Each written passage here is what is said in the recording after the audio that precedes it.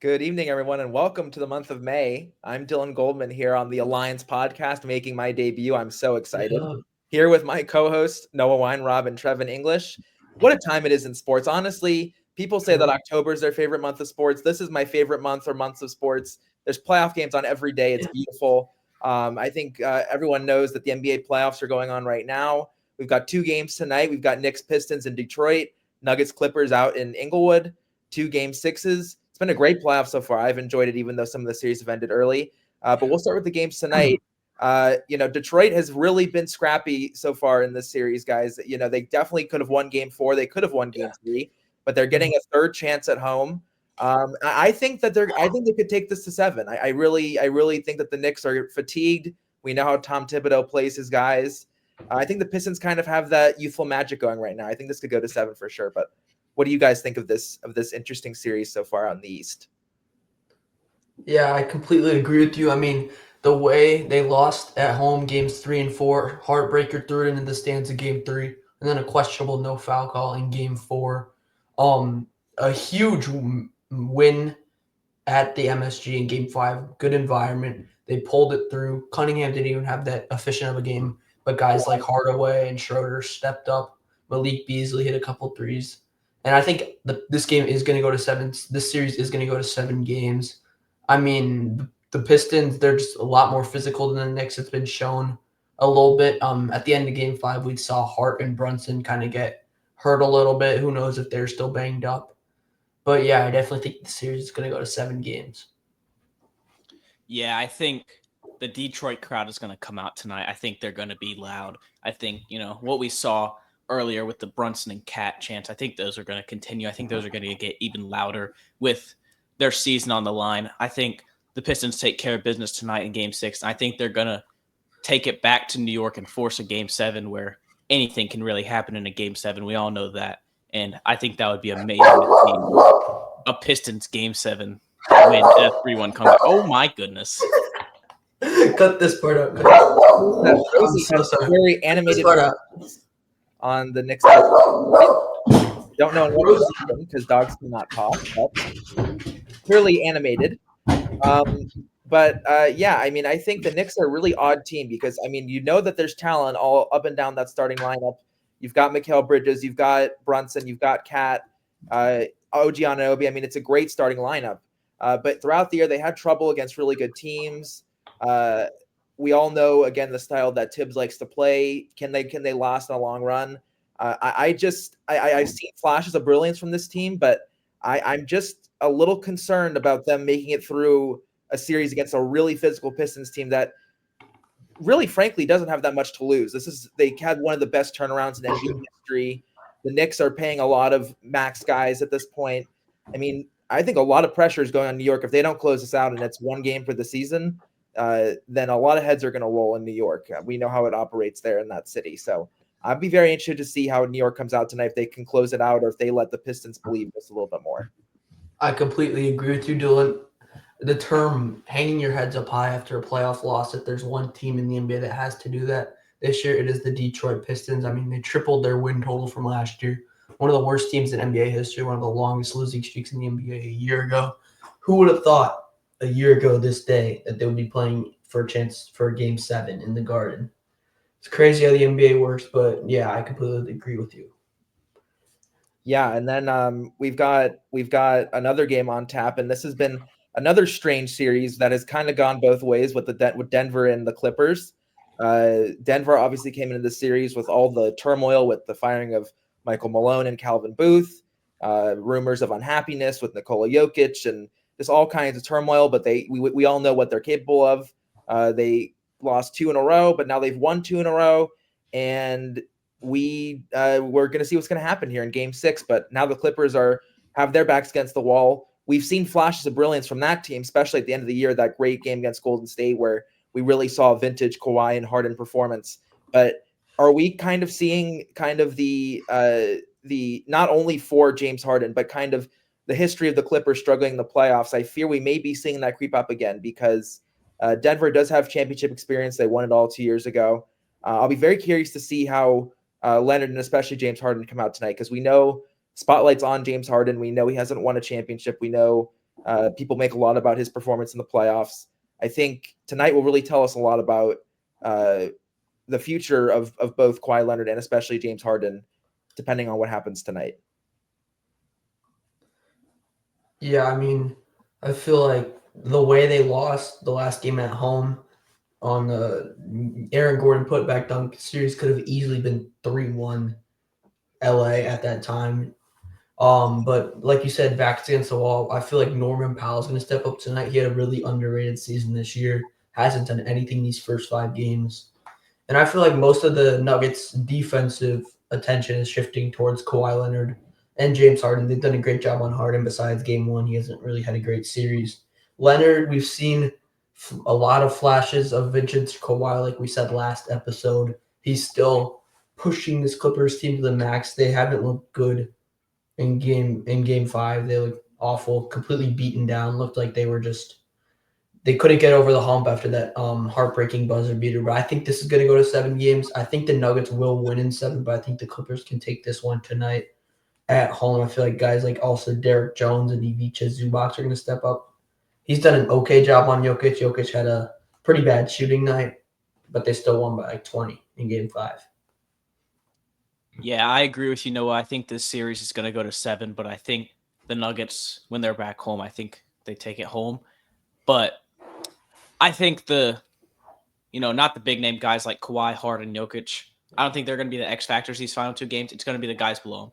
The Christian Browns, Jamal Murray, Michael Porter Jr., like you said, Ivica Zubac, Norman Powell, even Nick Batum off the bench for the Clippers, and even Russ off the bench for the Nuggets.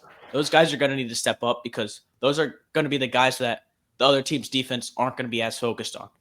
The Clippers' defense is going to be focused on Jokic the whole game. The Nuggets' defense is going to be focused on Harden and Leonard the whole game. So those smaller guys that aren't going to get as much attention are going to need to step up and hit big shots late, like we saw with Aaron Gordon having that buzzer beater dunk to win it. I think guys like that are going to need to step up late and be clutch. Yeah, and we all know that the Western Conference has been really good historically. It's been really good this year. And a team we cannot forget about because seems like they finished their series a year ago at this point. But the Oklahoma City Thunder just destroyed the Memphis Grizzlies. That was almost as less of a series as the Heat Cavaliers series was. At least the Grizzlies had that competitive game in game 3. But the Thunder won 68 games, one of the favorites to win the title. But as we tighten up in these rounds here and we get less and less teams, they're going to face some real heavy competition. And for a team that's still relatively inexperienced in playoff moments, we've still got the Warriors alive. We've still got Minnesota alive. We've still got Houston alive at this moment and the 2 teams we just talked about. Who do we think is the biggest threat to take out the 68-win Thunder in the Western Conference? We talked about this last episode. I think this loaded of a West comes down to experience. And as crazy as it is to pick a 7 seed, I'm going to pick the Warriors. I mean, we saw in the last game of the regular season, they were a couple shots away from being a 5 seed. That's how deep the West was. They've done a great job. They haven't closed out the series yet against Houston, but they have game 6 back at home. I trust them.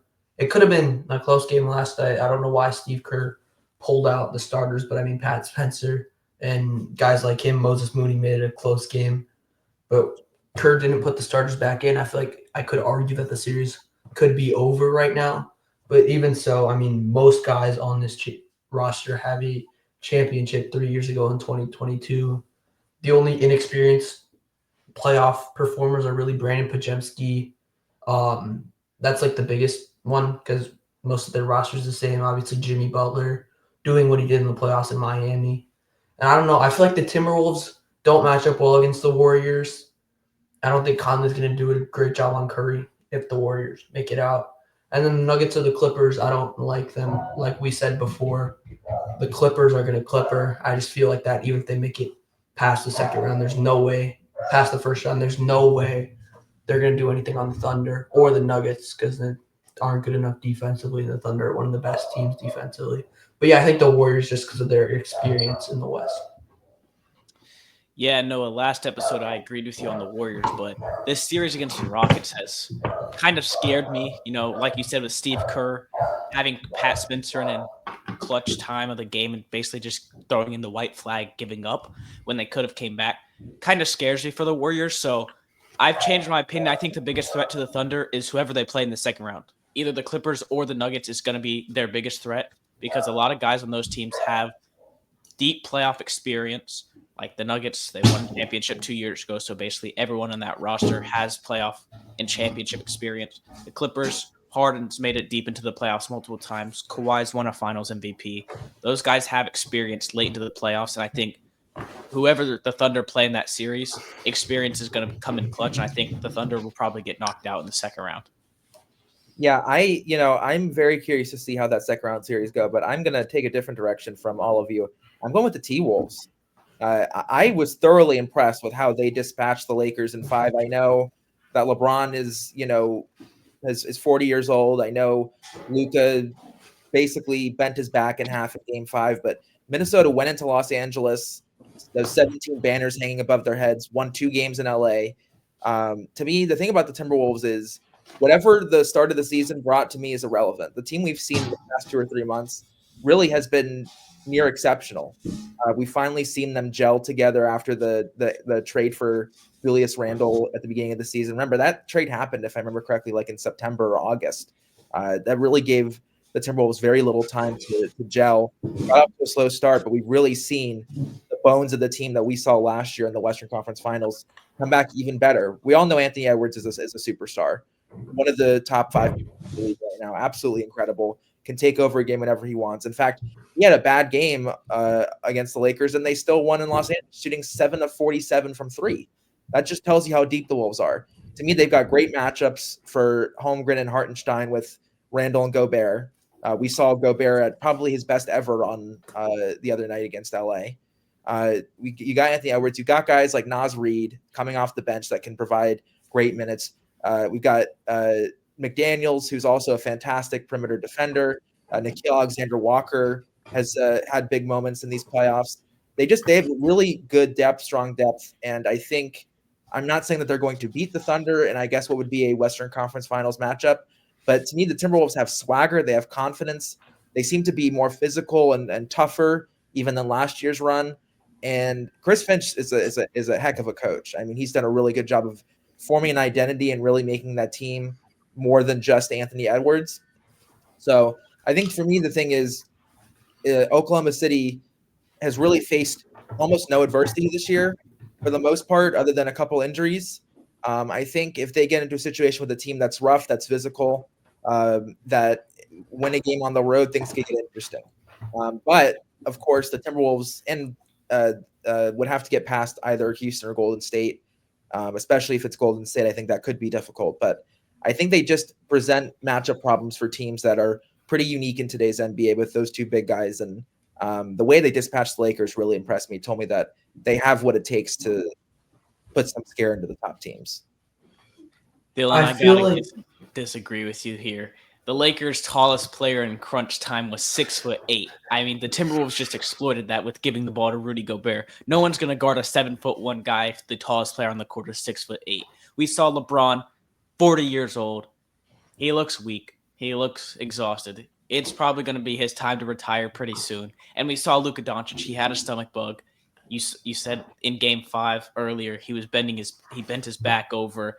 And then I think, Austin Reeves didn't have a good series. And I think the T-Wolves just overall just kind of got a lucky matchup against the Lakers. I don't think the team didn't have a true center, the Lakers, and the Timberwolves have one of the best centers in the NBA in Rudy Gobert. So just give the ball to Rudy and good things are going to happen. We saw that in Game 5. He had a 20-20 night.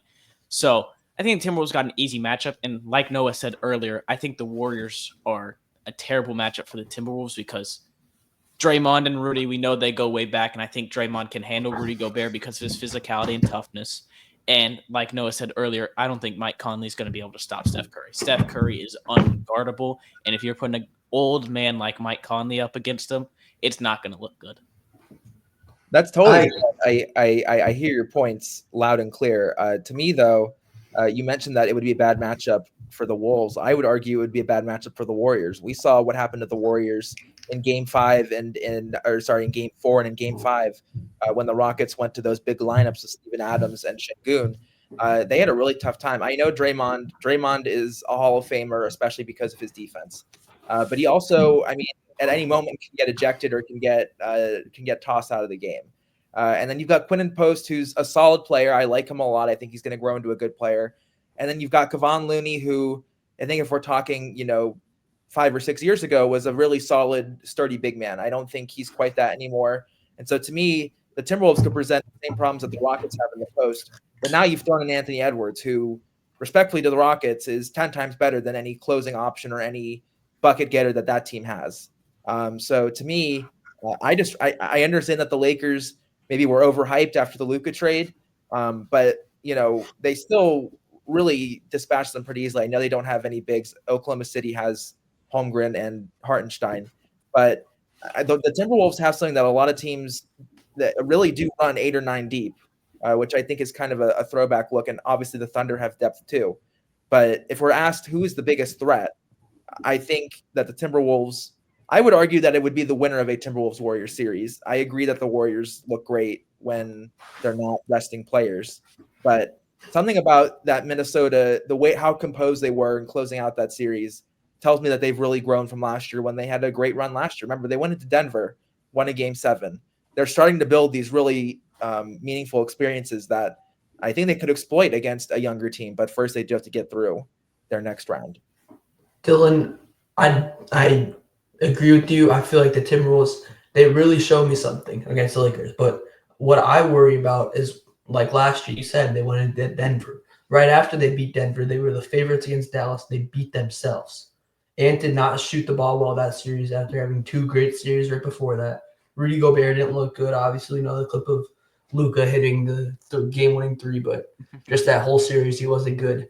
I'm scared that they're going to beat themselves. I mean, the Warriors play pretty good defense, and I think guys like Podziemski are going to go off offensively, like role players, which has been the case with the Warriors for years. Every single finals they have, it wasn't just Steph, KD, guys like that. It was role players that, like JaVale McGee, even guys like that, who were just backup centers who could give you 10 and 10 off the bench. And I feel like this team has a lot of it. Post Jimmy trade, they have one of the best records in basketball. Jimmy's impacting that winning culture a lot, and I trust Steve Kerr more than I trust Chris Finch in the playoffs.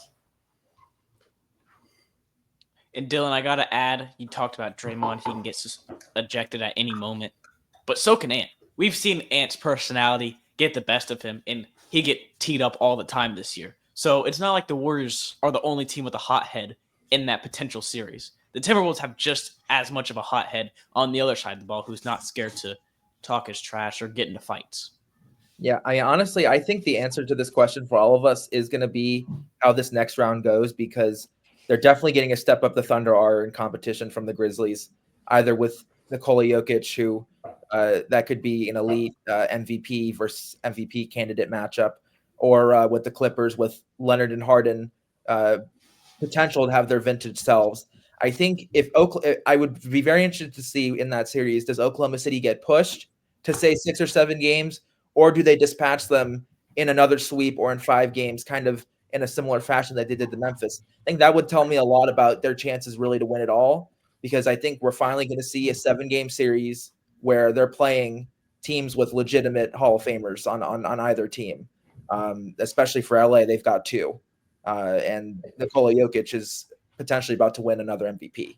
So I think we're really going to see from the Thunder, are they truly dominant, and is really no one going to be able to get in their way, or will we see some pushback 6 or 7 games? I think that'll tell us a lot about what will happen with the Warriors or the Timberwolves or the Rockets or whoever. So I think we're about to learn a lot more than we did from the Grizzlies, because respectfully, Memphis' performance was not very telling of anything. Yeah, definitely. Desmond Bane and Jaren Jackson Jr. are not the Hall of Famers you're going to see if you face the Clippers in the next round with Kawhi Leonard and James Harden. Not even close to the caliber of those two. Not at all. But what I will say is that the first round of the playoffs so far has given us a chance to we've seen the stars of old, of course, that have come in like Nikola Jokic, like Kawhi Leonard. But we've also gotten some new stars that have really made their first meaningful playoff experiences. I personally have a new star that I've been really impressed with. We're going to talk about who has been the most impressive playoff performer so far through the first round of the playoffs. I'll let you guys go first, but I definitely have a name in mind. I'm going to go with Donovan Mitchell. I mean, we talked about the Thunder.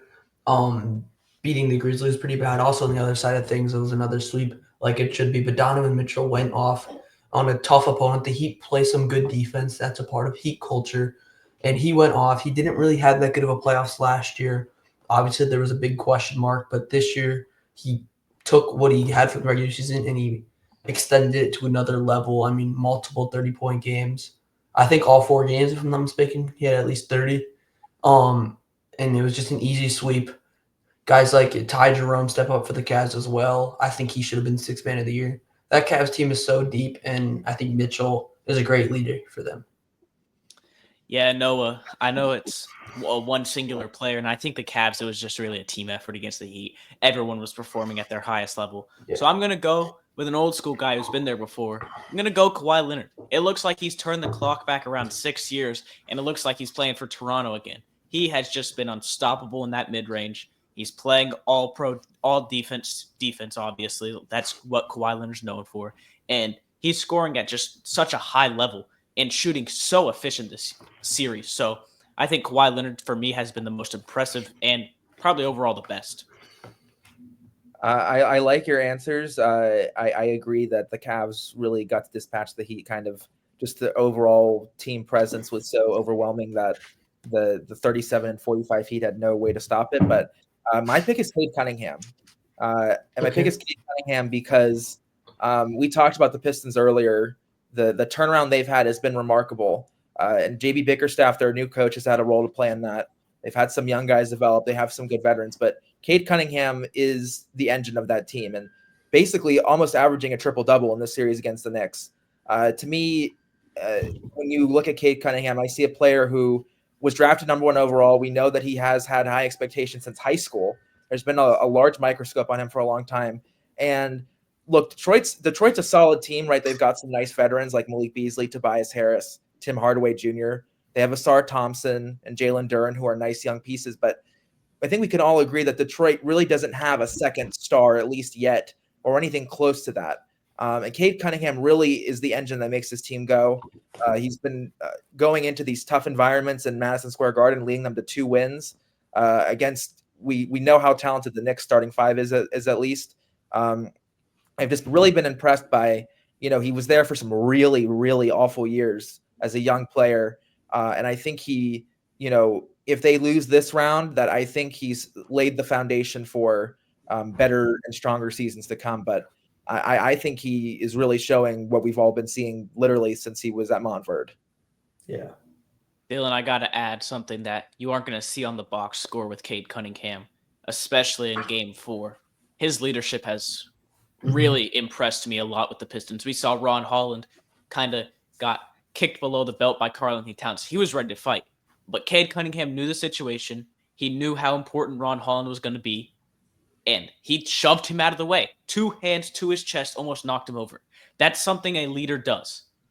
A regular teammate would not do that. A regular teammate would just watch, maybe try to stop the fight. Cade Cunningham came in and shoved him out of the way because he knew the moment was so big. That is something you see out of a leader, and that has really impressed me from Cade this year. 100%. And I mean, this Pistons team, I mean, you look at their roster, if you're playing them on 2K, if you take Cade Cunningham off that team, you can say this a lot about a lot of teams, but you take Cade Cunningham off that team, I mean, they might win 20 games. It's just a bunch of scrappy veterans and some young players that I think definitely have a lot of potential, but haven't fully developed just yet. And he's really kind of just taking this playoffs by storm. And I think we'll see what happens with the rest of the series. But I mean, if he leads a comeback against a 3 seed who won 50 plus games, I mean, the star's only going to continue to grow. So I think I'm watching him, and it's always enjoyable to see young stars with lots of hype around them being high draft picks really grow into their own and live up to that hype, because it's not easy to do.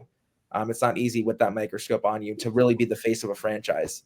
So I think it's gonna be very interesting. But I think back to your pick, Trevin, I think the Clippers are really going to need Kawhi Leonard tonight, because James Harden depends on what we could get. Either version of James Harden, we don't know what version we're going to get. But Kawhi Leonard has shown in the past 5 or 6 games that looks like it's 2019 all over again. I completely agree. It's been a pleasure to watch because that 2019 run was special.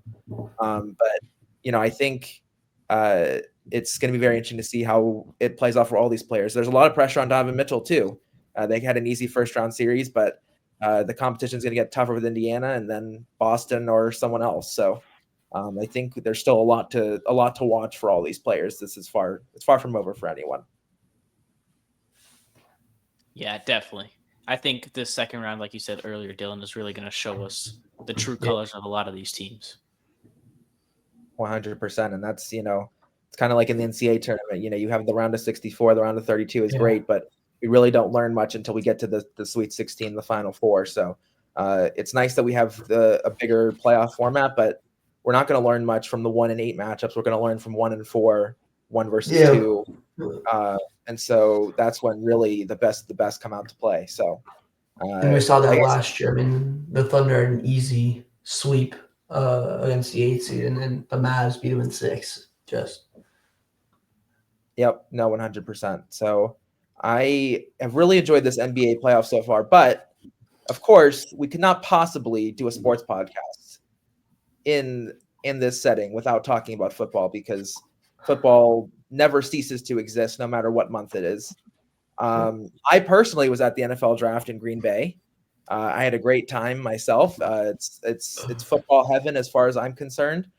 And it was an interesting draft. There's a lot of good quality players that went. Obviously, we know what happened with Shadur Sanders. That's been talked about to the ends of the earth. But I think there's a lot to be taken from this draft, and this is a broad one, so there's a lot of latitude with this. But what's one take that you have from this draft, whether it's about a player and their potential future success, a team's overall draft, or a specific pick that either really blew your mind or is something that you're watching that you might think in 5 or 10 years that we're going to look back and say that was a transformative selection or a decision that a team made? I mean, what first comes to mind is obviously the Shador, but the other big draft baller for me was Will Johnson. I had him as the best quarterback in the draft by a good mile. I've seen him for multiple years at Michigan. He's been producing every year. Obviously, that was the big injury concern, but I think the Cardinals got a steal, and I think the first 2 round picks, Walter Nolan and Will Johnson, are going to transform this Cardinals defense into a top 15 defense next year. I think they can be the second best team in the NFC West behind the Rams. That's a loaded division, but I'm confident in the Cardinals. I'm still confident in Kyler Murray. He's had a pretty good year last year, considering the supporting cast he had. Marvin Harrison's going to take a leap, but I think that Will Johnson pick is going to change their whole defensive format. Their quarterback room wasn't that good last year. That's a huge steal at 47. I think the Cardinals are going to be top 15 defense with Will Johnson and Walter Nolan next year. Yeah, no, I've said this in the past. I think in my lifetime, Will Johnson has some of the best raw talent from a quarterback prospect I've ever seen. I mean, take away the injuries, he might be a top 5 pick. Honestly, he's so good. What he did at Michigan, what he showed when he was on the field was just nothing short of amazing. But I'm going to go a different route. I kind of have 2.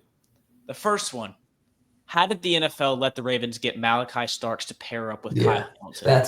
That is just an unfair safety duo. And then in the second round, they get Mike Green, which is such a fall to me. I think it's the second biggest fall besides Will Johnson. I think because of the assault allegations, he fell in the draft. Yeah. But if we're talking about a draft comp, I think Mike Green is very comparable to Khalil Mack, just super athletic edge rusher. A lot of people don't know this about Mike Green. He came into college as a wide receiver. So the guy is super athletic. He gained a few pounds to play linebacker, then came down to edge, and he's just such an athletic edge rusher. I think his game translates really well to the NFL. And then the second one I think the Panthers drafting Tet McMillan is a huge pick for Bryce Young. I think Tet McMillan is my offensive rookie of the year favorite, or like my early favorite, just because what I saw of him at Arizona didn't matter if you knew what route he was running or not. He was coming down with that football if Noah Fafita threw it up. Every time. He was just unstoppable at Arizona, no matter what route he ran. I know people say he doesn't have a large route tree. He just runs go balls or comebacks. It doesn't matter. He's going to come down with the ball no matter what. And I think, they said that about Randy Moss. Oh, he doesn't run enough routes. It doesn't matter. He's still going to catch the ball. And I think Ted McMillan to pair up with Bryce Young. Bryce Young's just going to be able to throw the ball down the field, and Ted McMillan's going to come down with it no matter what. The thing that I, was honestly a little stunned by, and it feels like this happens every single year, and it's a reason why these teams are always playing in the Super Bowl, is how did we let the Eagles and Chiefs get the players? Yeah. The Eagles got Jahad Campbell from Alabama, who we know what kind of a factory that place is. The Eagles have basically built an Alabama-Georgia super team at this point. The Chiefs got John Simmons. I understand that he had a really bad injury. Getting that type of lineman who was definitely going to go higher if not for the injury to on a rookie contract and to protect Patrick Mahomes, which we know in their 2 Super Bowl losses in recent memory, it's been the offensive line that has really let them. The fact that those 2 teams got 2 really, really good players, and for the Eagles to replace some of the brain drain that they had on the defense from free agency this year, a guy like Jahad Campbell at 31, with how good that Eagles defense is with all those Georgia guys. I mean, it's not. There's a reason why in NFL the best organizations are that for a reason. These teams keep getting these players. It doesn't matter what pick they are. They plug them in and they're great. And sometimes it's as simple as looking at these colleges. Alabama and Georgia are factories for NFL players, and it's sometimes just boils down to something as simple as that. But I also have another thing. I'm actually curious about y'all's opinion on this, because I was a little bit confused by Tampa Bay's pick of Emeka Egbuka for the reason of not because he's not good. He's fantastic. And Ohio State, speaking of factories, is the factory for wide receiver. Yeah. I guess my thing with that pick was, I know Mike Evans and Chris Godwin are getting older. I understand that. To me, though, right now in the present moment, they're still there. Mike Evans had another 1,000-yard season last year. He's still great. And to me, Jalen McMillan was really good at the end of last season. I thought he came on really strong, and I think he's got a lot of potential. So now, to me, with a team that is probably in shape to win the division again, make the playoffs again, you go ahead and, to me, take what felt like a bit of a luxury pick with Emeka Egbuka at 19. You have so many other needs. You watched there's players on that defense that are getting older. You watched Jaden Daniels kind of go down there on that defense, march down and win the game in the playoffs. You've got to protect your quarterback. You got to protect Baker. It's not that it was necessarily a bad pick because he's a great player. I'm just a little confused that a team that's not quite to the edge of competing for a Super Bowl, they're close but not quite there yet. I don't know that was necessary in this draft, in that round especially. Dylan, I agree with you. I mean, I just think the Bucs room is good right now. They wanted to get it to great, and I expected Emeka, I don't know about you guys, to be like a top 15 potential. I just think they're going off a best player available scheme there, but I think there are bigger needs. But I think Emeka Egbuka is going to be a stud in the NFL, and I'm not too concerned about that pick for Tampa. Dylan, I agree with you more. I think this Emeka Egbuka pick is either a best available draft pick, which really doesn't make sense, or it just shows the Bucs made a mistake with re-signing Chris Godwin. It's one of those two, honestly. Because if you have Chris Godwin and Mike Evans, who last year, before Godwin got hurt, looked like one of the best wide receiver duos in the NFL, why are you trying to get a third wide receiver in Emeka Egbuka when you had a rookie Jalen McMillan step up when Godwin got hurt? Baker Mayfield's production was just the same or even better once Godwin got hurt and McMillan and Trey Palmer stepped up. Why are you drafting a wide receiver when, if you look at their big board, they had Jahad Campbell's name highlighted. They had a lot of edge rushers.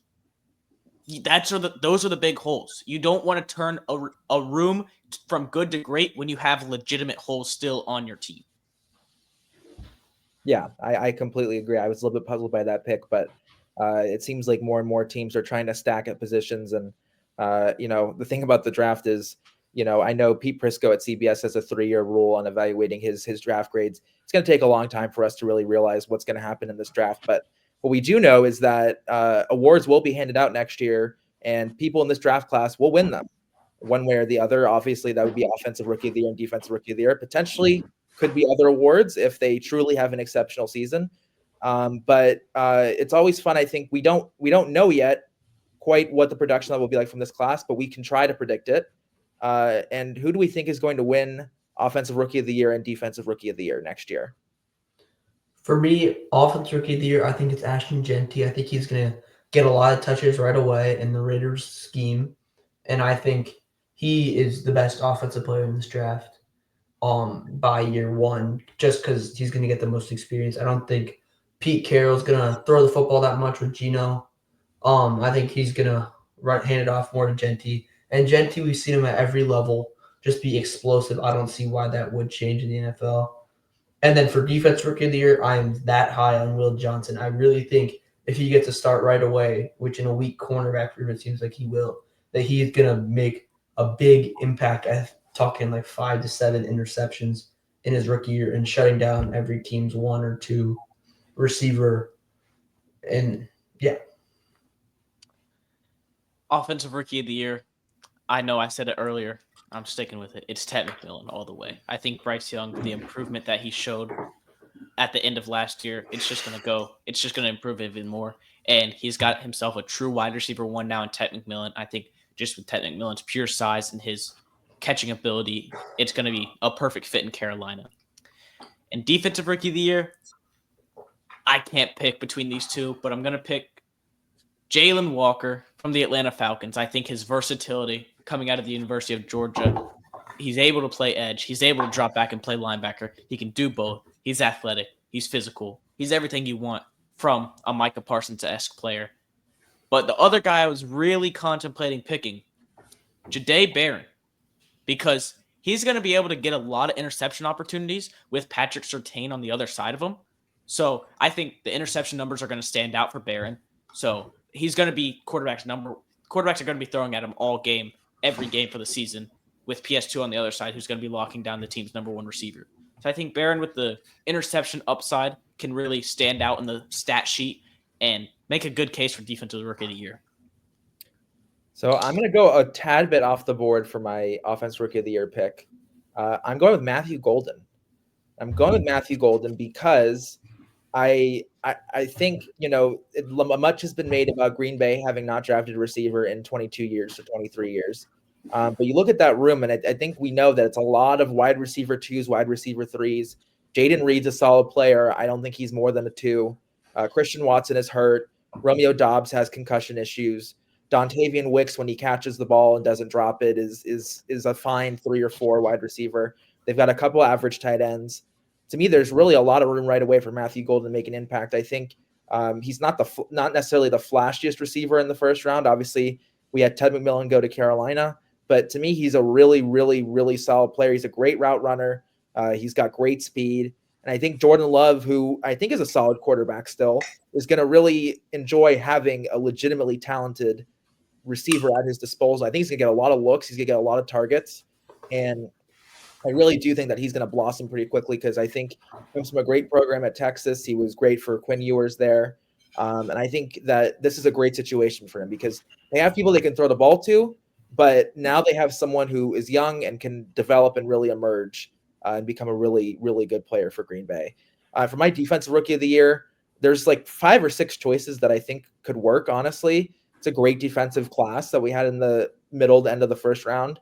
But I'm looking at Mykel Williams from the San Francisco 49ers. I think he got picked into a great situation. Nick Bosa's opposite of him, so he's going to get a lot of good looks. Obviously, Bosa's going to attract a lot of attention.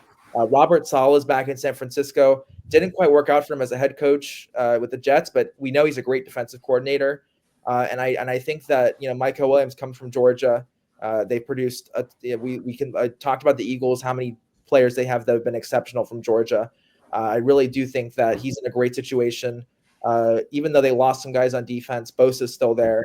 I think that the situation will be ripe for him to get after the quarterback and to win Defensive Rookie of the Year. But of course, we can't forget about Abdul Carter, who would be probably the chalk pick. And there's plenty of others from Georgia alone that could win this award. But I'm going with Mykel Williams. Dylan, I'm going to disagree with you on the golden pick. I know you said he's going to get a lot of targets, but if you look, he didn't really get a lot of targets at Texas. Obviously, he was the wide receiver 1, but he had to split targets with Gunnar Helm, Isaiah Bond, Ryan Wingo, the freshman, and then also the running backs, Jaden Blue and Quintravion Wisner. A lot of people were getting the ball at Texas. So I think Matthew Golden, if he has to step up right into a wide receiver 1 scenario, I don't think that's going to be the best fit for him since he's not used to getting that high of a percentage of shares. I agree. I mean, I don't think he was the true target at Texas. I don't think he was that good. I feel like he was more of a combine and pro day riser. And I just don't. I think Jaden Reed's the true one in that receiver room. I don't think he's going to get a lot of targets first year. I mean, like you said, I think Dontavian Wicks takes a bigger step than and gets more reps than Golden does. I just don't think right away these young receivers work out in Green Bay. Obviously, they haven't drafted receivers since 2002. But I mean, like the young receiver, like Christian Watson didn't do anything until year two, really. And guys like Wicks, like it takes years for the Packers process, and it seems to work out. I think he'll be fine in the NFL, just not right away. Yeah, Dylan, honestly, if I was picking a wide receiver from this draft besides Ted McMillan, who's probably the chalk pick for wide receivers, I would go Luther Burden going into Chicago. I think he's going to be Ben Johnson's Jameson Williams type player. He's going to get some rushes. He's going to get, some of those little drag routes that he's just going to be able to use his speed and run for 60-yard touchdowns on. I think he's honestly a better draft prospect than Golden, and I think he's a sneaky pick for Offensive Rookie of the Year. Yeah, well, there's a lot of mouths to feed at that Bears offense now. They took Colston Love. They got DJ Moore. They got Roma Dunze, who should be in for a breakout year. So yeah, I mean, I think this was a really interesting first round, and honestly, like I'm still like looking at the defensive player of the year people, and like other than Abdul Carter, who's the favorite, like there are so many people in that draft who could really, and I'm only looking at the first round. There's 6 other rounds. We don't know if there's going to be. We know Will Johnson fell, but there's a lot of guys that fell that could really be players. So I think this is a good draft class. I think that, I wanted to go with Travis Hunter to be either one of these picks. Obviously, I'm biased there. We don't quite know yet how Liam Cohn is going to use him. But if he does kind of play both ways, like people want him to, I think that will probably limit him in his ability to win either award. But I mean, he's obviously a wild card and a unicorn. We don't know what's going to come of it. I'm excited about him for sure. But I think that it might be tough for him to win either one of those awards if he's playing both sides of the ball. Yeah, I know you talked about your Jags, Dylan. I think as a Bills fan, I like that we assessed our corner need, drafting Maxwell Hairston. I like addressing the corner need, but I'm a big fan of Will Johnson, so I think picking Will Johnson, that scenario could have been a better pick. I know it's riskier than Maxwell Hairston, but in my opinion, Johnson, just his pure talent at the corner position is miles better than Hairston, miles better than any other corner in this draft. But I get the injury risk, so I'm fine with the Maxwell Hairston pick. Noah, what are your thoughts on the Bears taking Loveland over Warren in the first round? Right away, right as the pick happened, I was questioning it heavy. Now that we've had a week to think about it, I mean, we saw Ben Johnson get a tight end and develop him right away. And I feel like Sam Laporta is way more like Colston Loveland than he is Tyler Warren. I trust Ben Johnson. I trust Caleb Williams to have a good. And we still have Cole Kmet. Cole Kmet can help him develop into a good tight end. He was great at Michigan, good pass catcher, decent blocker, not as good as Warren, but I trust the pick. And then at pick 40, Luther Burden, home run pick. I love that. Keenan Allen, not in the offense anymore. And like you said, Jameson Williams type player. He has that game-breaking speed, just like Williams, and I like that pick. And then I was kind of looking for running back. Kyle Monangai wouldn't start right away. I still think it's going to be Swift and Rojo, and then Monangai. But who knows? Maybe you could have the last Rutgers running back to get drafted in the 7th round was Isaiah Pacheco. So could be something like that. And J.K. Dobbins is still a free agent. I think they could address it by giving him a small contract. But yeah, I'm pretty happy with the Bears draft.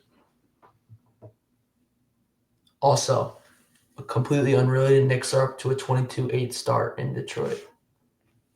Wow. That goes against everything I said in the first 20 minutes, but a long game. We know that as long as Steve Kerr isn't coaching the Pistons, they're hopefully going to keep their guys out there.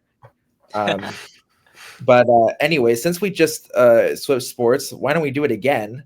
And the first full month of the baseball season's already over, which is kind of hard to believe. That's It just started, and I'm sure it'll get to the point where it'll be July and say, where's the time gone? But we're a month through. We've seen some real games. We've seen 30 games now, and we finally can get to see assess, at least early on, with 130 games still to go, who we think is going to be players in October. We know that the Dodgers are up there. We know that the Yankees are up there, but we do know that there are plenty of other teams that still have a lot of room to grow, a lot of room to challenge those teams. So I want to know sleeper teams from both leagues so far that you're keeping your eye on that can kind of challenge those big guys at the top when the season is over and we move on to October. In the NL, it's not Cubs bias. They're not really a sleeper because they played all basically teams over 500, like we went over the first 2 episodes. But in the NL, I think my sleeper is the San Francisco Giants. They're off to a great start. Not a single person is talking about them. Everybody's talking about the Dodgers and the Padres and that loaded NL West, besides the Rockies. But yeah, I mean, they were in first a couple days ago, and everyone was talking about how the Dodgers are off to a great start, just like last year. But I mean, Jung Ho Lee has been a great hitter for the Giants, and then they have the pitching depth, unlike other teams in the NL West. I don't trust the Diamondbacks without Burns and Gallen. I don't really trust the rest of that starting rotation. I do with the Giants, and I think in the AL, my sleeper team is the Kansas City Royals. I know I was hard on them a week ago, but they have turned things around. They have arguably a top 3 player in the AL and Bobby Witt Jr. They don't have the pitching, but I feel like they can make an ALCS type run in a pretty weak division. I trust them to win the Central. I think they can still get things turned around. Yeah. So in the NL for me, I'm going to go with the team that Noah mentioned. He was kind of hating on him, though. The Arizona Diamondbacks. They're 4th right now in the NL West, but this Diamondbacks team is not a typical 4th in a division team. We saw them make the World Series 2 years ago, and their young guys have just gotten better. Corbin Carroll has been one of the best hitters in baseball. And Noah, I know you said besides Corbin Burns and Zach Gallen, you don't really trust the rotation. You forgot about young guy Brandon Pfaadt and the veteran Merrill Kelly. Those 2 guys are lockdown pitchers who showed in 2023 in their World Series run that they can be legit pitchers in the postseason. And also, going back to their lineup, Josh Naylor has been raking. Ketel Marte, we know what Ketel Marte can do. Geraldo Perdomo has been doing really well. And then we saw a few nights ago, Eugenio Suarez, that 4-homer game. Yeah. I think that's what Gino is going to bring to that team. He's going to bring the much-needed power. He's going to lift the ball. He may strike out 3 times a game, but the next game he might hit 2 homers. I think that's what the Diamondbacks need. A little power in their lineup, middle of the lineup guy, and that's what Gino brings to them. And then the AL, I have a team from the AL Central. It's not the Kansas City Royals, Noah. It's the Detroit Tigers. That rotation is just blown my mind this year. Their first overall picks from 2017 and 2020 in Casey Mize and Spencer Torkelson have been dominating. Casey Mize has been shoving every start he's had on the mound. Spencer Torkelson looks like the prospect we were expecting him to be when he was drafted in 2020 out of Arizona State. And that just complete pitching staff for the Tigers. Tarek Skubal, the reigning AL Triple Crown and Cy Young winner. Reese Olson has some of the filthiest stuff in all of the AL. Casey Mize, and then the bullpen. You have guys like Will Vest closing games out, but then you have guys like Tommy Kahnle who are the veterans who are going to bring up those young guys like Bo Brisk and Will Vest, bring that veteran presence to that bullpen, and then the combo of all the pitching combined, the bullpen, the starting rotation, and then Javi Baez looks back. He's batting almost 300 this year. He's not chasing as many pitches. He had his first home run of the season a few days ago against the Astros on a outside slider, usually his kryptonite. He hit it out, which is so surprising to me that Javi's back. And then everyone else in the lineup, we've seen Riley Green struggle, and the team is still first in the AL Central. Once Riley Green starts to pick it up again, I think the Tigers can battle for one of the best teams in the AL. Yeah, so for me, I promise I'm not copying you, Trevin. I also really do like the Diamondbacks. I think that they've also had a brutal schedule so far, like the Cubs have. They're still over 500. Ketel Marte's been out for most of the season, and he can't forget that he's a really, really good player. He might not be a big name, but he is a fantastic player. I think that the Diamondbacks they do have overall a really strong rotation, and Burns and Gallen, especially when Burns really gets going, that's about as good a 1-2 as you're going to find in all of baseball.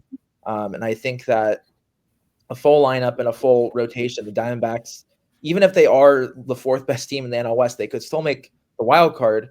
And then we all know that in the playoffs, it's anyone's game. So they're only a couple games back of the Dodgers, even though they've had kind of these early season struggles and injuries. The problem is that division is just going to be an all-out war. But I think that we saw in the SEC and basketball this year that actually helps some teams at the end. I think it's going to make them sharper, and I think at the end that they're right up there. They might win only 88 or 89 games, but I think they're going to get into the playoffs, and I think like they did 2 years ago, they have the potential to make noise. And then the AL, there's a team I've been enamored with all season, and they've had a bit of an up and down year. They've had struggles with the Chicago White Sox of all teams, but I really like the Boston Red Sox. I really do. Alex Bregman in his first year is raking. I mean, leading the team in almost every category. They've got Rafael Devers, who had a slow start, but he's picking it up. They've got Jaron Duran, who's a very, very solid all-around player. They've got a bunch of young guys in the coming up in their lineup that I think are really, really, really promising. And to me, the X factor is Walker Buehler. He had a really good start the other day. He's had a weird last couple of years with injuries and being in the bullpen, but we know what he's capable of. They've got their horse and Garrett Crochet. I think the Red Sox are a trade away from really, really being a strong contender. I don't think the AL really has one team that I'm scared of. I think the Yankees have been mediocre. The Astros are not the Astros of old. So I think if the Red Sox grow like I'm expecting to, they've got a great manager in Alex Cora. I really do like them. I think they're really a boomer bust team this year. I could see them bottoming out, but I really could see them in the second half when their young players are up. They've maybe made a trade or two. I really think the ingredients are there, but they're also in a pretty competitive division. So, but they're a team I really do like. I think that in a wide open AL, they could really go on a run and really make it far. So I'll be excited to watch how they progress throughout the season. Yeah, Dylan, I think a player you forgot to mention talking about the young guys. Number one prospect in baseball, Roman Anthony. I mean, this guy looks like Bryce Harper Jr., and he's making AAA pitchers look like they're 12 years old pitching in the Little League World Series. Roman Anthony, it looks like he sees beach balls at the plate. His swing is just beautiful. So much power, effortless power, great speed, great fielder. He's what you want out of a number one prospect. And I think what you said about that trade, I think there's going to be like an odd man out in that roster, in that lineup. And I think it's going to be between a guy who started the season off so hot in Wilyer Abreu, or it's going to be Masataka Yoshida. It's going to be one of those two guys in the outfield. One of them's got to go because we've seen Cedane Rafaela. He's been locking down center field. Great defense. And then obviously Jaron Duran is untouchable for almost any team in baseball. I think those two guys are the kind of locks. And I think between Yoshida and Wilyer Abreu, that's going to be the odd one out that they're going to trade for an extra piece.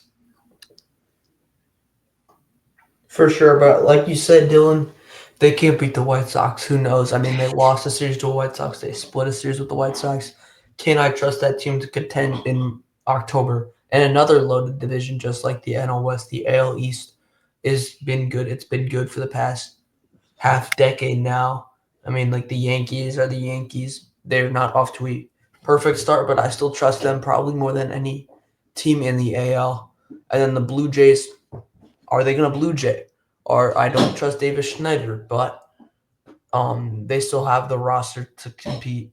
And then the Orioles, we've talked about them every episode, but it's getting really bad. It's been another week of just the same, losing every series basically they play. They look bad against the Yankees the first two games of this series that they're in right now.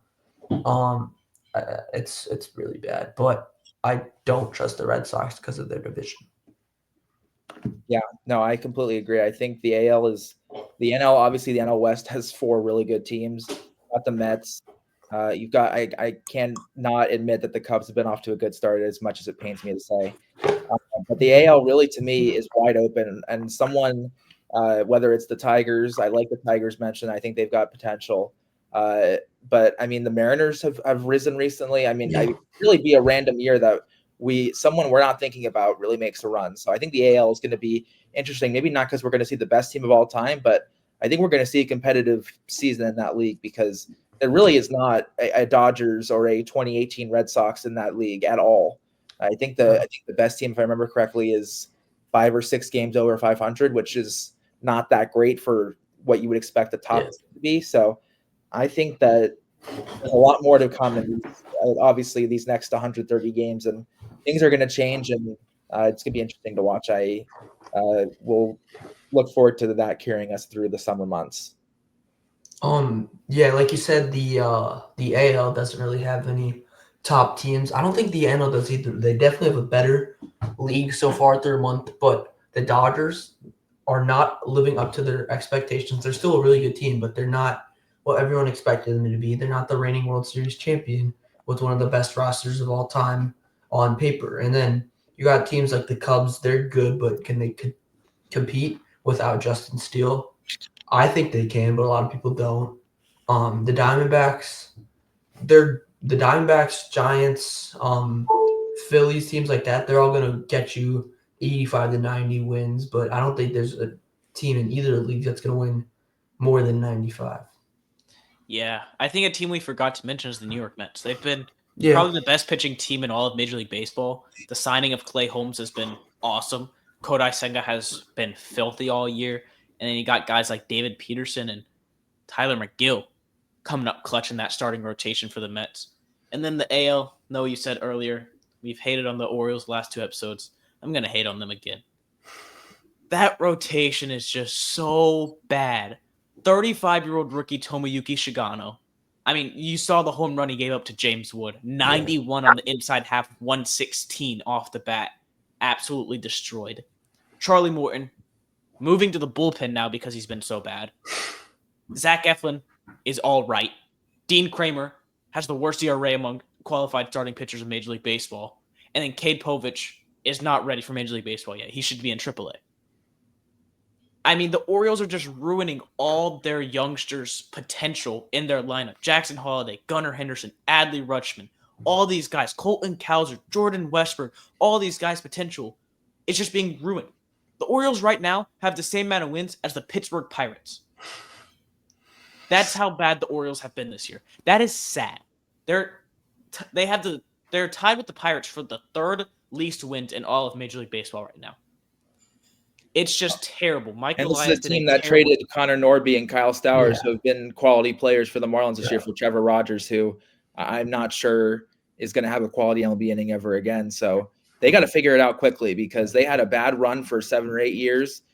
Thought they had these hope with these guys, like you mentioned, and they've won 0 playoff games, literally 0. They got swept by Texas and swept by Kansas City. So I'd be really frustrated if I was an Orioles fan because I'm watching teams around me the past couple of years do better than this. And it's like, at what point is that, they lost Corbin Burns after 1 year. It's getting frustrating quickly. And it's kind of shocking because we were talking a couple of years ago how this is a team that had all the prospects, had all the players. And right now we've gotten nothing, literally nothing out of them. Not even a single, we got 1 division title and 0 playoff wins. So even that's a record that rivals the Marlins at this point. So they need to figure it out quickly or it's going to get ugly very soon. Yeah, Trevin, I'm going to go back to the NL for a second. You mentioned the Mets. I don't know if I can trust them. I mean, Soto hasn't been off to a great start, not $765 million, and they've also played the easiest schedule in the MLB. I'm not going to discredit them. I want to see what they bring in May because they have a really tough schedule this month, and they haven't really played any top true contenders yet. They played the Astros and Phillies, but those are about the best teams they've played. And I just want to see what guys like Soto and Lindor and Alonso and the rest of their lineup can do against top pitching because they haven't really faced any teams that they've faced 2 or 3 teams over 500. So yeah, definitely. I definitely see your point there, but the pitching so far has just impressed me so much. Like, we saw the Red Sox struggle against the White Sox pitching wise. Like, the bad teams in MLB are still going to put up runs against you, no matter how bad they are. And the Mets have dominated every team they've played pitching wise. Yeah. But the AL, I want to go back to you, Dylan. The Mariners. That offense has been one of the best offenses in Major League Baseball when everyone this offseason said they were going to be a bottom 5 offense in Major League Baseball. Yeah. They made no new signings besides Donovan Solano improving their offense. But somehow Jorge Polanco, they re-signed him for almost league minimum, and he's looking like switch-handed Aaron Judge. I mean, the guy has very similar stats to Aaron Judge so far this year, and his baseball savant looks exactly the same to Aaron Judge. It's insane what Jorge Polanco is doing. Yeah. And Julio Rodriguez, the Mariners' alleged best player, their superstar player, has a sub 700 OPS so far this year. Dylan Moore, over 900 OPS. It's the guys that you aren't going to think of that are going to be the X factors for every team in Major League Baseball. Yeah, and that division is also kind of strange because you've got two teams, the Astros and the Rangers, that were in the ALCS just a couple of years ago, and we know the Astros have had a lot of turmoil with their roster. But to me, I'm looking at a team like Texas, and you're sitting at 500 below the Oakland. Or sorry, not the Oakland Athletics, behind the Athletics. And this is a team that won the World Series. They invested a lot of veterans. I haven't seen much in the last 2 years. I get they won one, and that's great, but they invested in all these veterans and, all these, Jacob deGrom types. And right now you're behind the Athletics. It's early. It's a month in, but it's a weak division. And if they don't take advantage of this soon, I would argue that would be a disappointment for sure, because you win the World Series and then you miss the playoffs and then you're again in a weak division. And this is what you have to show for it. Great teams shouldn't just win one World Series and then dip. There should be sustained runs of excellence and success. And so I think they deserve a lot more heat because you've got a couple of teams in there that are just not very good, and you're sitting at 500. They've got a long way to go, but I'm watching them too, because that's another team that just because they won a couple years ago doesn't mean that they shouldn't be taking the heat either. Yeah, and their rotation so far this year has been amazing. Nathan Eovaldi has looked really good. Tyler Mahle's looked really good. Patrick Corbin looks like he's finally back from not being the worst pitcher in Major League Baseball. Jacob deGrom looks not like the old deGrom we know, but Jacob deGrom still looks good. But the bullpen, man. Luke Jackson, you have pitching in the 9th inning. Luke Jackson? I mean, it's ugly to see a team that won the World Series 2 years ago and did it in pretty convincing fashion with basically the same roster just go downhill. They're in 4th place right now in the AL West. But Dylan, don't knock the A's. I know you said, oh, look, they're behind the A's right now in the AL West. The A's have a great lineup. Their hitting so far this year has been on fire. Tyler Soderstrom, we all know about. He's been raking. Shea Longley's behind the dish. Jacob Wilson, the guy doesn't walk, but guess what? He still gets on base because he never swings and misses. You have Nick Kurtz, who just got called up. One of their top prospects, one of the top prospects in Major League Baseball, drafted out of Wake Forest. He is going to bring a lot of power to that team. You have Brent Rooker DHing. You have the lawyer Lawrence Butler in the outfield. I think that lineup is really scary for a lot of teams in the AL, but the pitching is what's going to bring the A's down. Yeah, no, you're right. I mean, I didn't mean to knock them like that. They've got a lot of great young players, but I think just for a team that's the caliber, or supposedly the caliber of the Rangers, they got to pick it up because it's a weak league, a weak division. And I mean, no one is setting themselves apart, but it's a question of, who's going to do it. And I think there's a lot of candidates, but inevitably someone's going to disappoint. And if it's the Rangers back-to-back years, then I think that would be very disappointing if I were a fan of them. But, the beauty is we've got a long way to go and much to happen. So this is just initial reactions, but definitely we've learned some things so far, and we'll be looking for more in the future for the next 4 or 5 months of the MLB season. Most definitely. Yeah, for sure. And so this is my first time on this podcast. I didn't know we did this, but I like this when Trevin told me about this, and the favorite teams part of the podcast, because we all have something to say about our favorite teams. So I'd like to get into that if you all want to get into that. Yeah. We've all got different things going on with different teams. So Noah, why don't you what's going on with your favorite teams right now? We talked about the Bears, talked a little bit about the Cubs. a big series in Milwaukee coming up this weekend. Big series. Big for the Brewers, baby. How are you feeling about your teams right now? I mean, I'm just gonna stick to baseball because that's basically all I have right now. I mean, hey, the Wildcats doing some things with the portal. I'll talk about them first because I have most to say about them. But Northwestern, I mean, getting Max Green 20 points per game score from Holy Cross to replace Brooks Barnheiser. It's not going to be Brooks Barnheiser, but it's going to be close. Martinelli, good chance he'll come back after declaring for the draft. There's no way he's going to get drafted. He's just going to go there. And then we got Jaden Reed, point guard from USF. 6 foot, but he can yam it down. He's a great athleticism guy, averaged 15 points a game last year. And then we finally got a big, I mean, Matthew Nicholson and Keenan Fitzmaurice, the two bigs from this year, leaving because they're out of eligibility. And Arlington Page from USC and Iowa State. He was on that Iowa State team that was a 2 seed in March Madness. Hasn't gotten any real minutes as a starter, but the only other center on the active roster is 6'8", incoming freshman Cade Bennerman. So we're going to throw him into Big Ten culture, see what happens. But let's talk about the Cubs. Finally, April is over. Finally.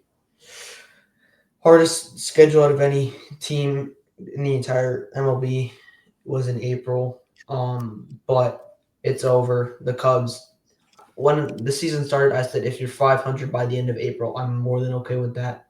They're 4 games above 500, and they just won a series against the Pirates. But one Phillies series loss that was bad. The bats went cold that series. But like we said last week, guys like PCA, he stepped up even more. He had another great week this week. I'm still expecting like 30-60 season out of him. And the Cubs still win in Central, like Dylan said, big series. Whoever wins that series should be in first place by the end of the weekend. But that's that. I think the Cubs could sweep it. Yeah, my teams, the Orlando Magic. I'm kind of happy we took one game against the Boston Celtics. I think we beat them down a little bit.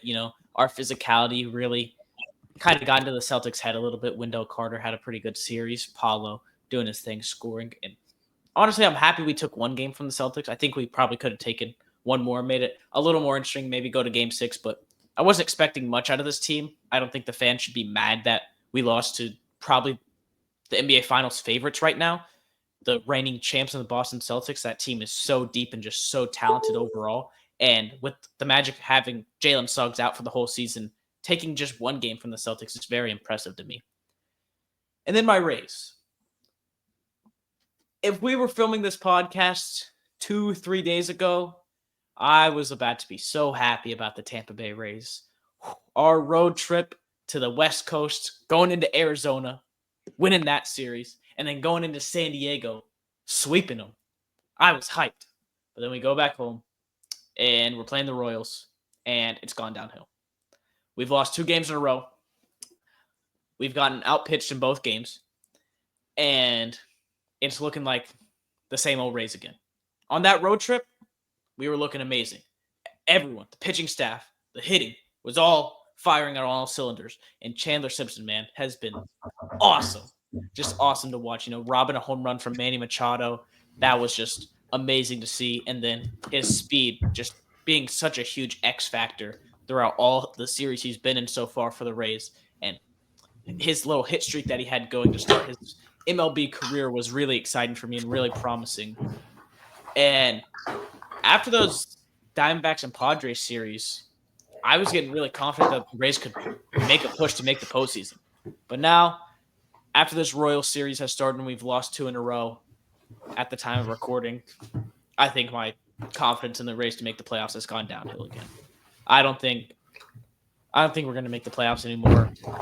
I mean, we beat 2 playoff contenders on the road, which I was very surprised at, and I was happy about. But going against KC, who's been one of the worst offenses in Major League Baseball this year, and losing 3-1 last night and then losing 8-2 today, not what you want to see out of the Rays.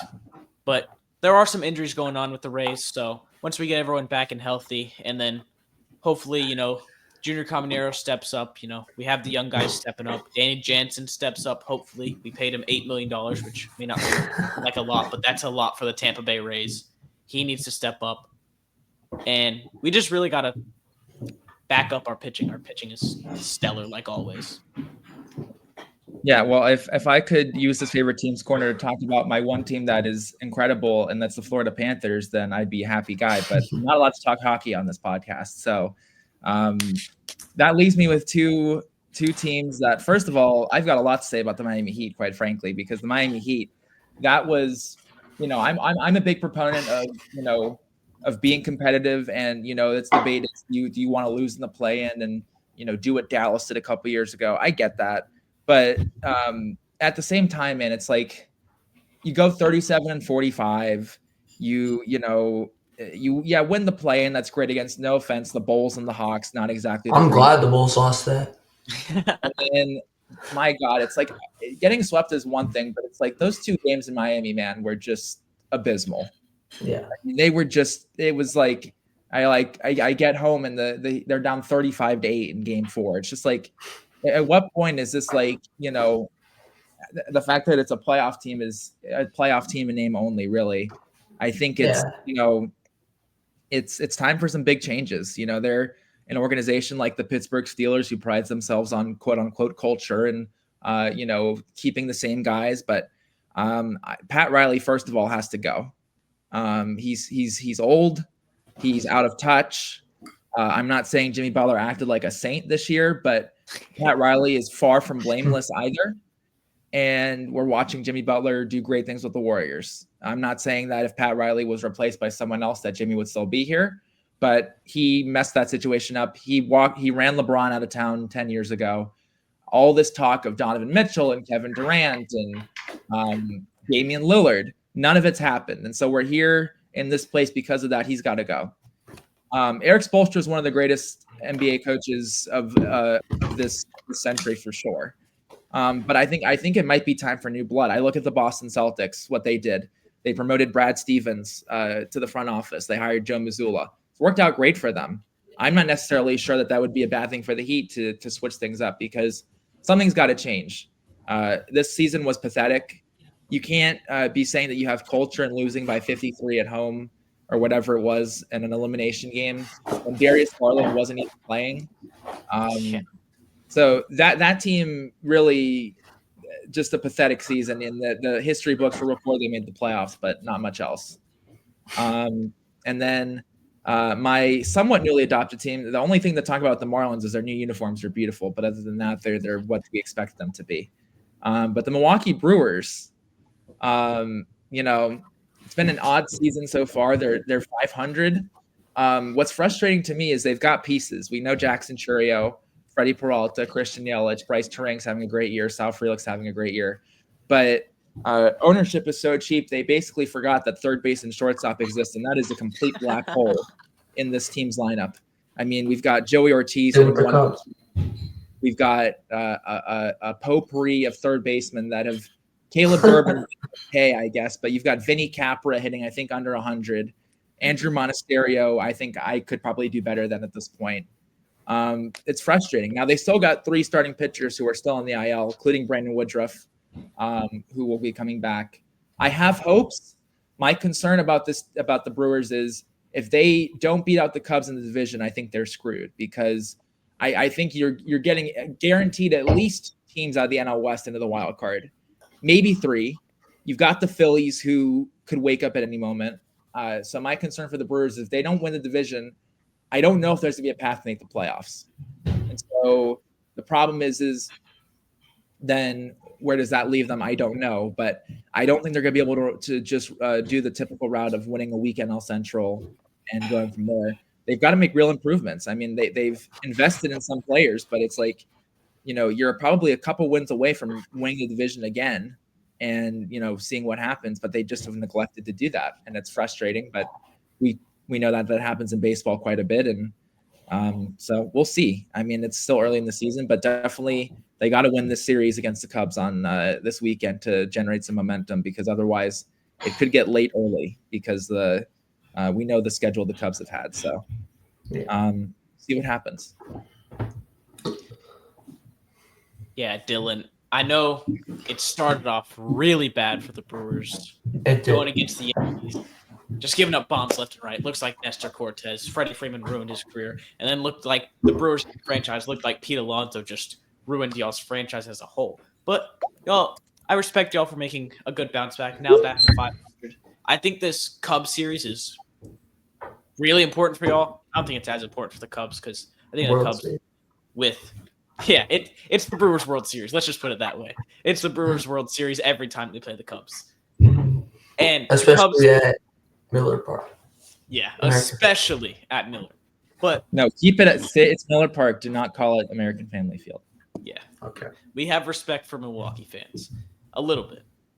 But No. the first month of the season, the Cubs having the hardest schedule in baseball and still having an almost 600 winning percentage, I'm not worried about the Cubs at all. I am worried about the Cubs in the postseason because the pitching is weak, and we all know pitching is what carries you in the postseason. So I am worried about that. But for the regular season, I'm not scared. And the Brewers, this is y'all's World Series. Y'all need to win this series badly to even show y'all have a chance of making the postseason. Because you mentioned the Phillies. We all know about the NL West, the 4 teams in the NL West. But the Braves are heating back up. They're still third in the NL West when they had one of the worst starts you could ever see out of a team that was a playoff team last year. And the bats are starting to heat up. Austin Riley is looking really good. Marcell Ozuna's doing Marcell Ozuna things. So I don't see a way that the Brewers can honestly make the playoffs. It's gonna be a tough ride, especially like you said, Vinny Capra, Joey Ortiz. Like those guys should not be starting for a major league team that's trying to contend for the postseason. No. But I think once Brandon Woodruff comes back, that's really gonna give us the full picture of how the Brewers are as a whole team, because Brandon Woodruff is going to be the ace, I think, right away when he comes back. If you look at the stats since 2020 to present day, Brandon Woodruff is top 5 in almost every stat category for starting pitchers. When he is healthy, is one of the best pitchers in baseball, no doubt in my mind. And hey, maybe he can pull a Ryan Nelson, what Ryan Nelson did, got a hit off of Eli Morgan. Maybe Brandon Woodruff can step up to the plate like he did against Clayton Kershaw in the wild card. Maybe show his flashes at the plate again. Maybe next Shohei Ohtani. Yeah, that was a great moment pre my fandom when I still had some belief in the Marlins, but that is now totally gone. 2020 when they beat the Cubs.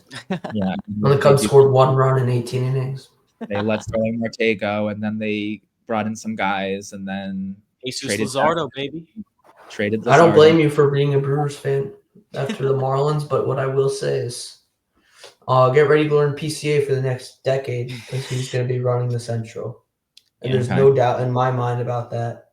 And the Cubs, like Dylan said, about the Brewers third base, it's also a problem for the Cubs. I mean, Gage Workman was starting. They traded him to the White Sox. He said, I want to beat the Cubs. Okay, you were beating the Cubs on the Cubs by taking him out of every game with all of his errors and not getting a single base hit. But I feel like they should recall up Matt Shaw, do what they did with PCA, give him up, call him up for his glove, and hope his bat develops, because that clearly worked with PCA. He's one of the best hitters in the Central right now, one of the best hitters on the Cubs team behind like Tucker and Suzuki. Dansby Swanson picked it up this series. He was not off to a great start, but he had 2 homers this series, including one off Skeens today.